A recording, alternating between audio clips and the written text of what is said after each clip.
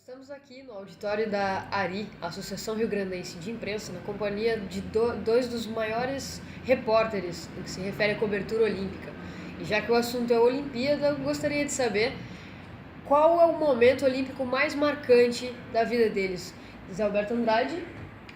Olha, eu até vou pegar, é muito complicado. Eu já trabalhei especificamente em 5 Olimpíadas, então estou indo para a 6ª Olimpíada, então achar um momento é muito complicado. O momento é aquele que agora está me significando alguma coisa a mais.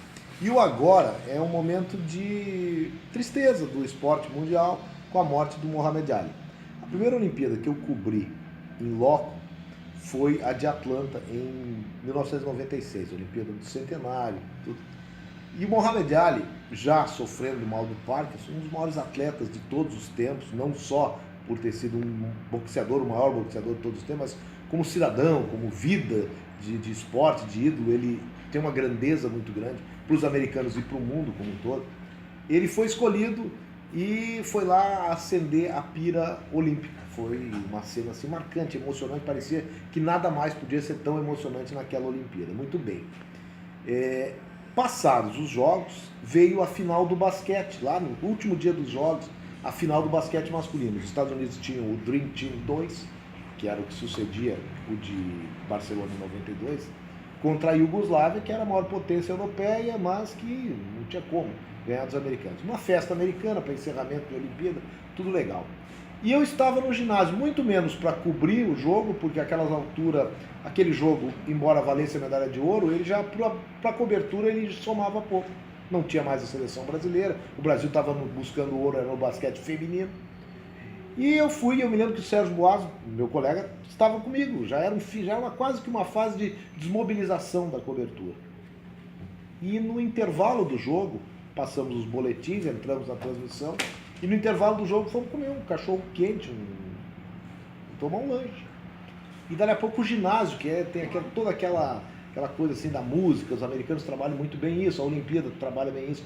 Tinha dançarinas na quadra, tinha um DJ fazendo a animação. Dali a pouco para tudo no ginásio. Para tudo no ginásio e começa a surgir uma muvuca, assim, as pessoas se aglomerando num determinado local perto de onde a gente estava, do bar. A gente sai da beira do bar e eis que estava o presidente do Comitê Olímpico Internacional, na época o Juan Antonio Samaranch, iria entregar e foi entregue a medalha de ouro para o Muhammad Ali. Porque em 1960 ele ganhou a medalha, depois ele jogou fora a medalha em função de um ato de racismo que ele sofreu nos Estados Unidos. Ele dizia que aquela medalha ele não tinha nenhum orgulho de defender uma nação que era racista, que tinha um povo racista. Ele botou fora, jogou no Rio. E essa história se tornou famosa. Depois ele teve toda uma história aí de vida muito legal, voltou a ser campeão. Não foi a guerra do Vietnã, ele teve uma postura assim. E ali naquele momento estava o Muhammad Ali, próximo de nós, não do ladinho, mas próximo. Nós estávamos vendo ao vivo aquilo que a gente tinha visto só na televisão, naquela Olimpíada. Ele já tinha nos emocionado um monte, vendo ele acender a pira. Mas ali ele estava recebendo a medalha, porque ele tinha jogado fora a original, e o Comitê Olímpico Internacional estava uma espécie de pedido de desculpas, ou resgatando para ele a honra de ter uma medalha de ouro. Passado o tempo, hoje, com o Muhammad Ali já sendo uma saudade do esporte, eu tenho aquele como o meu momento inesquecível desse momento. Talvez semana que vem tenha outro momento que eu poderia te dizer, mas hoje eu posso citar aquele, me orgulho de ter tido a oportunidade, eu agradeço, sei lá quem, de eu ter tido a oportunidade naquele momento, comendo, sei lá, um cachorro quente ou um hambúrguer, eu ter visto Muhammad Ali ser medalhado nos Jogos Olímpicos de Atlanta. Muito obrigado. Contigo, André Silva. Bom, estou indo para a terceira, né, metade do número de Jogos Olímpicos do Zé. Eu vou lembrar assim, rápido, eu vou citar, na verdade, e depois no final vou dizer qual é o que eu considero mais marcante.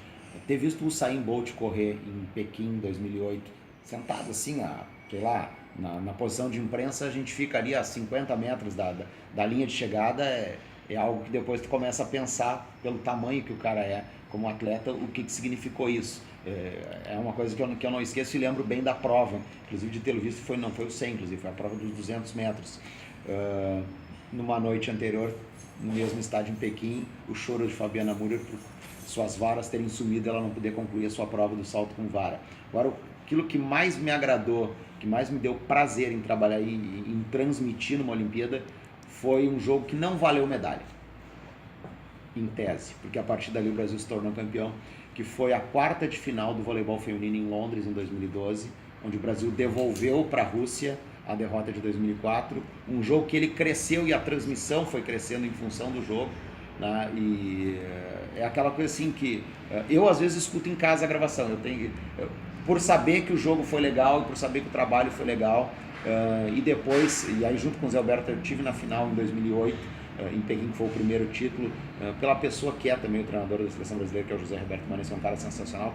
Então isso faz às vezes com que tu saia da postura do jornalista que está ali na posição para transmitir o jogo, e daqui um pouco tu é o brasileiro que está transmitindo o jogo, está torcendo junto.